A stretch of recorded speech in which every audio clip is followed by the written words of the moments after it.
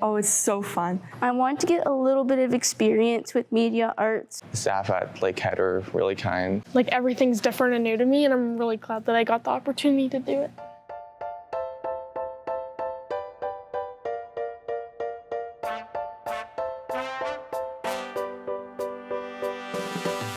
For me, the main idea behind Crossfade is connecting high school students to post-secondary learning.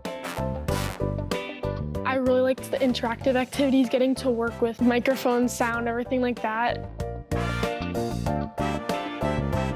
It's a lot of hands-on work, and I really love doing hands-on stuff. We were able to walk around this whole school with big mics and not have like loud classes or loud kids interrupting us all the time. So it was very much more hands-on and personal.